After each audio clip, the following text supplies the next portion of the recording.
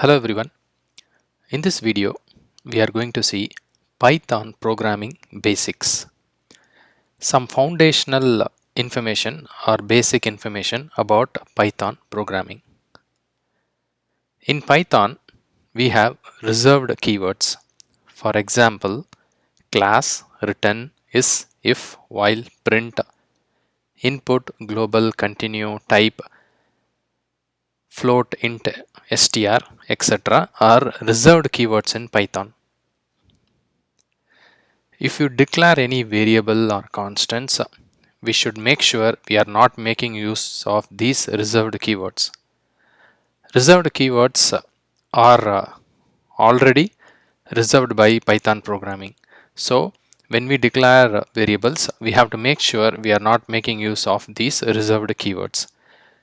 I have given some sample reserved keywords which we will be using mostly in Python programming.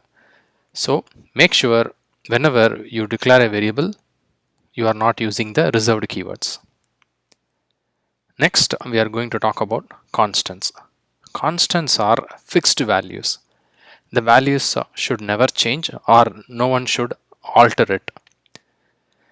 You can define a constant just like a variable declaration, but when you declare, make sure you have some kind of naming convention so that all the programmers who work on the same project or module understands that this is a constant. For example, in many projects, people always define constants in capital letters. A variable with capital letters will be called as constants in uh, many developers. So you can also use some kind of naming convention for constants. So here, for example, I'm using pi, which is always 3.14. Pi, I have declared it in uppercase. Okay. Next, we are going to see about variables. Variables are just opposite to constants. The values will keep on changing. You can declare a variable like a is equal to 100, and next you can declare the same variable a is equal to 200, and then you can print it. Let's see this in action. So first I declared a is equal to 100. I am printing what is the value of a. Now I am declaring a is equal to 200 and then I am printing a. So my program is saved. So now a was first declared as 100, so it displayed 100. Next, the same variable a is declared as 200, so it is displaying 200. Next, we are going to see about type function. The type function is mainly used to find what is the data type of the variable or constant. Here, I have taken a simple example. First, I declared a is equal to 100, and then I am printing type of a. So here it will be class, integer or int.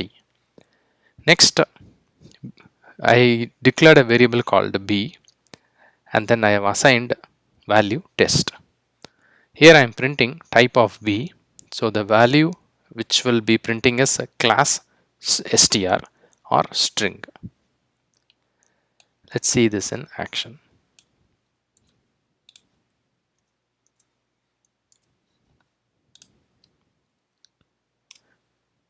So first it is displaying class int, so it is an integer.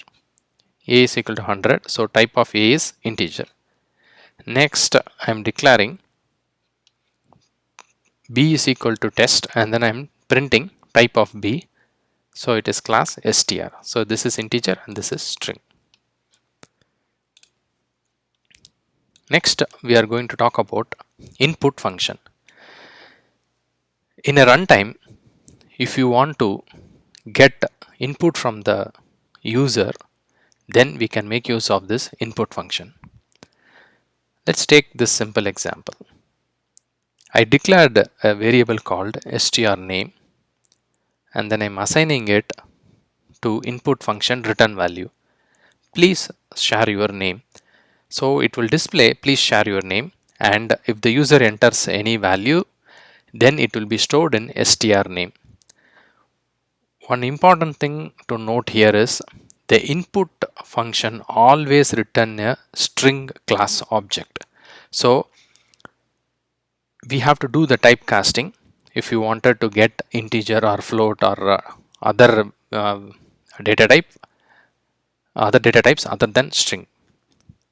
So here I have taken a simple example, str name equal to input of please share your name.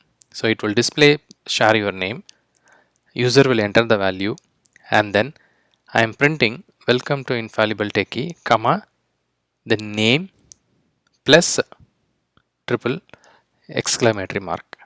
So let's see this example.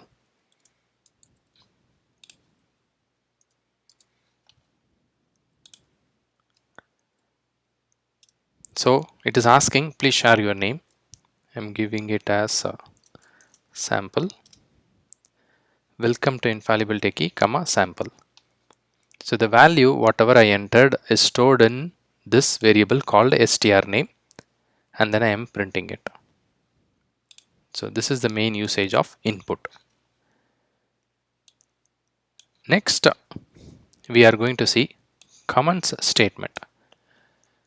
Comments are very powerful in programming.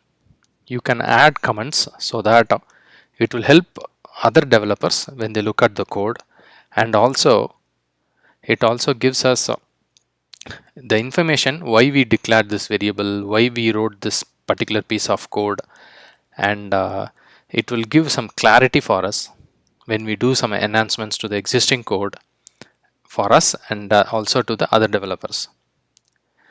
So in Python, if we wanted to add a comment, then we have to use this pound symbol or asterisk symbol. It's hash symbol. So if I use this symbol, it will make sure all the values after that are comments. Let's take this example. So I'm making use of the same example. If somebody looks at this code, they will definitely understand that I'm making use of input and then I'm displaying please share your name.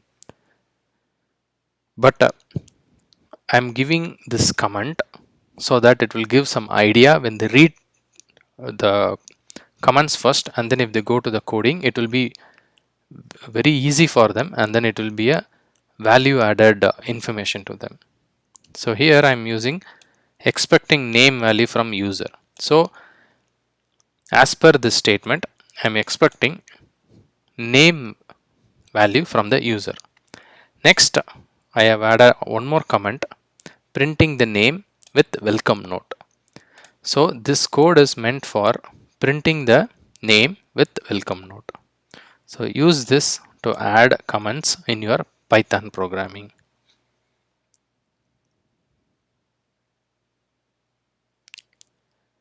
Please check the video description. In the video description, I have shared my blog post. From the blog post, you should be able to use the sample code which was referenced in this video.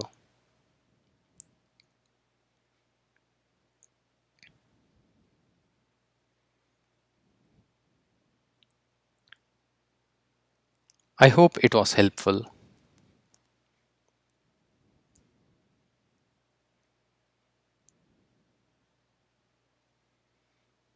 Thank you for watching.